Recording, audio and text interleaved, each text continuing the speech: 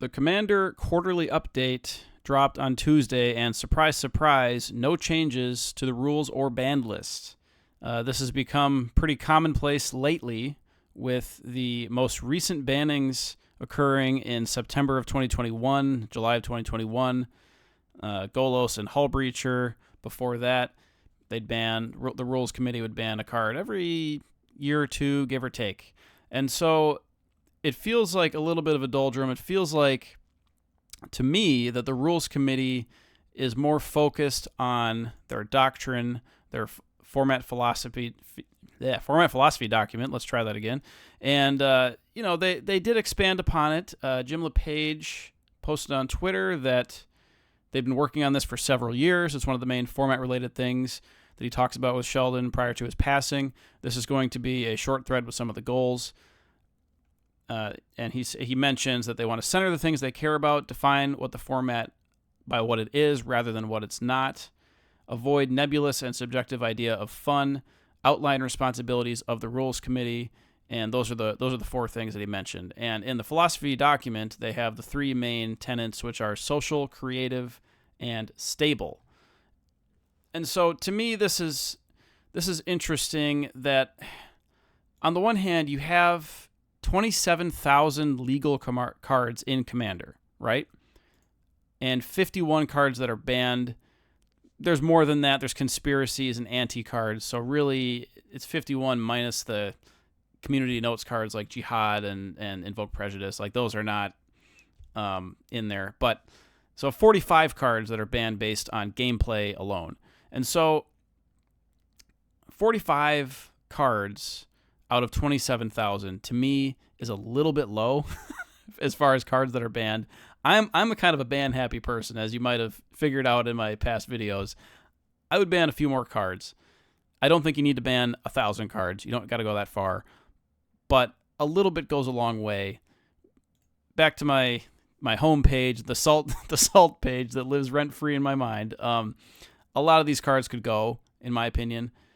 And what I might do is I'll make a video later on about like how I would change the ban list, how I would fix it, what I would take off of it, and so on and so forth. But in this video, it's just kind of questioning the Rules Committee's actions, like their outward actions. I know that they're doing things behind the scenes. They're talking to wizards. They're trying to make it so that cards are not printed in such a way that it's like Lutri, that's just like a really unfun, not unfun, but like Lutri, for example, would go in every single deck. And so I think they even mentioned to Wizards either before or during the printing that they didn't want it printed, and the Wizards did it anyway, and because they were trying to do a thing with Standard. And so like they are communicating with Wizards on like what they find as Commander-worthy cards.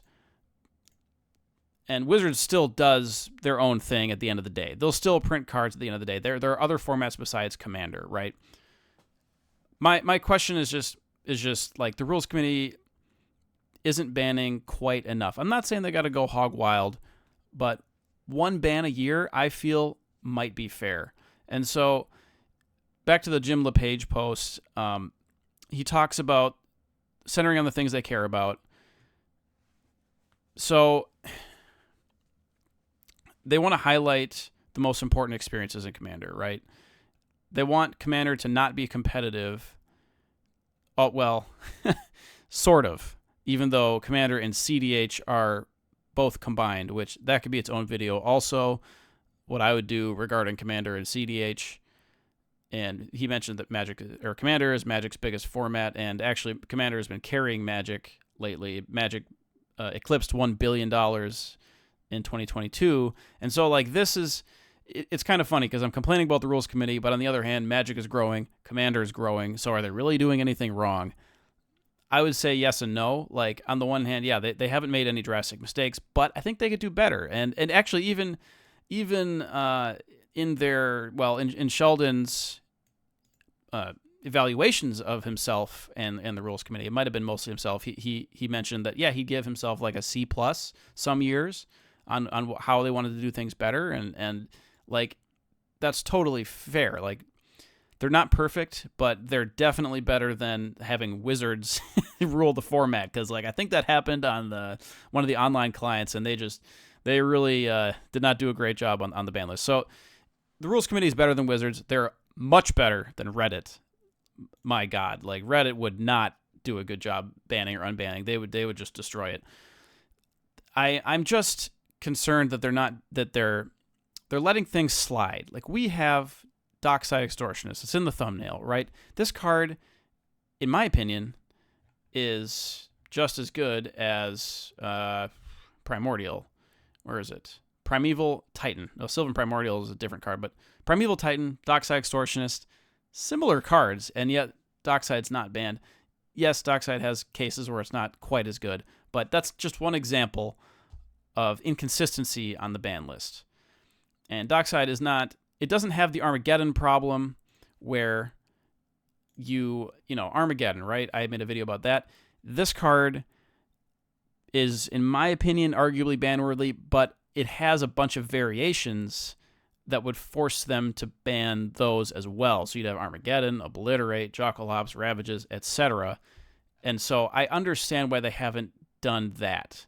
But, with a card like Dockside, there's not other cards that do the same thing. So something like that could be banned. The problem, though, is that Dockside is I'll scroll down, it's in 300,000 decks. Even at $81, it's in 300,000 decks. Another card that I always mention, Rhystic Study.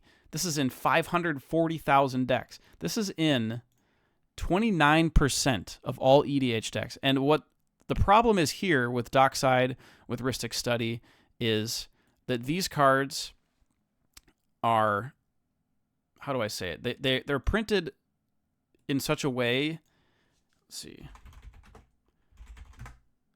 Typing slowly. Here we go. Rhystic Study. View all prints.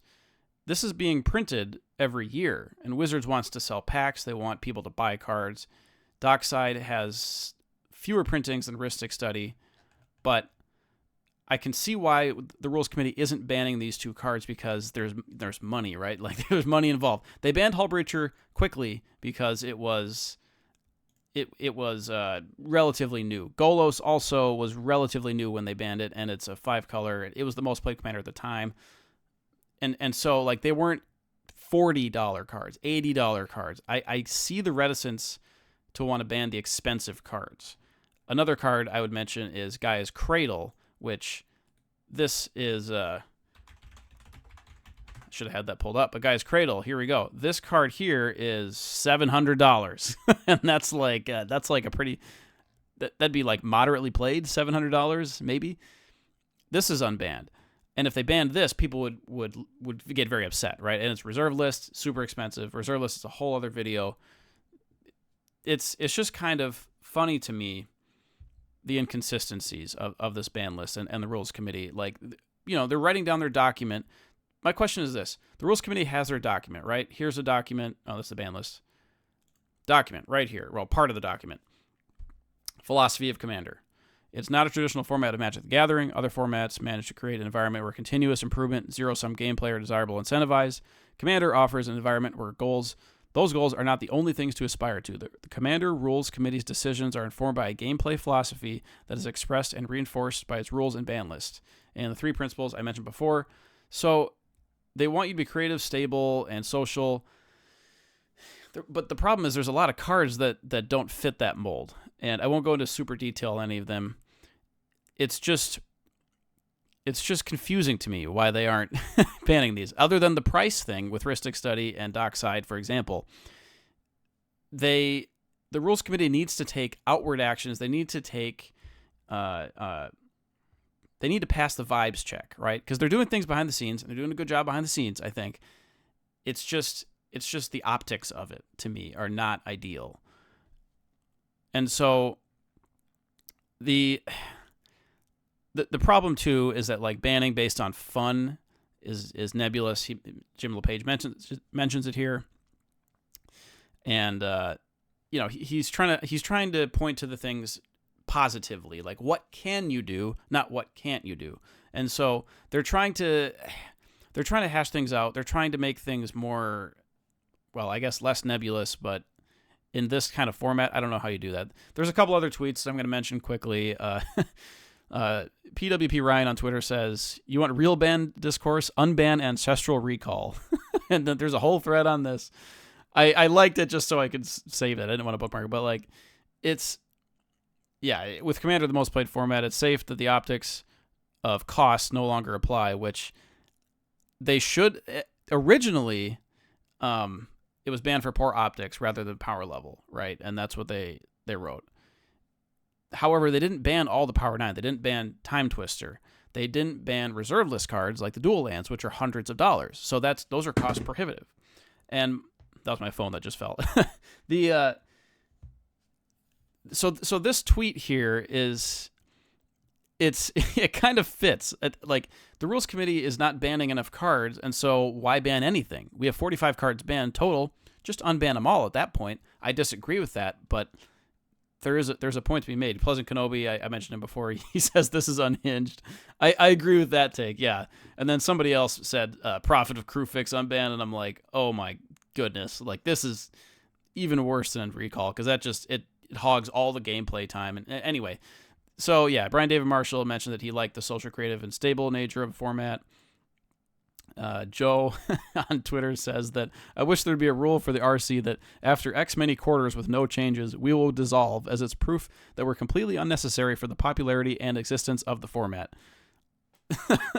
This is funny. Like, I liked it just because it's kind of half true. I don't think they should be dissolved. I just think it paints a picture that, like, we, the players, the average player, does not read the philosophy of Commander. They're not reading this. They don't even know what this is. The average player might not even really know what the ban list is, other than people telling them. The average player just sits down and plays a game. And if they play a game, somebody casts Ravages of War on them, they might not play another game. And I don't know how often that happens. It might not happen that often, but it may be a more common card. Drannith Magistrate, right? This card has kind of garnered some discussion as well. If an average player sits down, this is cast, the average player, or the newbie player, is not going to be able to play their Commander. And so, hey, I'm playing Commander. Why can't I play it? And, you know, this kind of flies in the face of the Rules Committee's philosophy document. And so, like, I'm just saying, I want to see more action from the Rules Committee. I want them to ban cards slightly more often. I don't think they have to go crazy. I think they could ban a card like Drannith Magistrate, and people wouldn't get too mad. They could unban a couple cards on here. I'll make a video separately on that.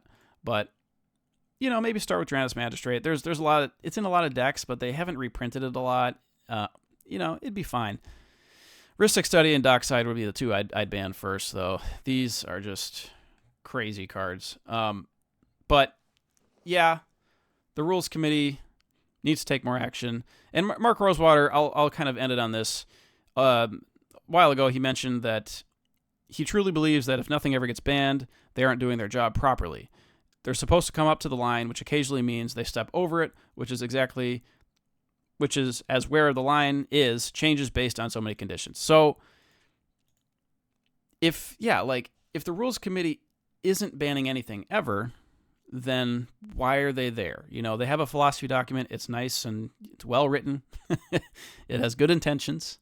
I know they work with Wizards on you know, card suggestions and everything, but it just isn't enough for the average player seeing that. I want to see more actions taken. And so my question is, you know, to the viewers, like, what do you guys think? Should the RC ban more cards? Should they ban less?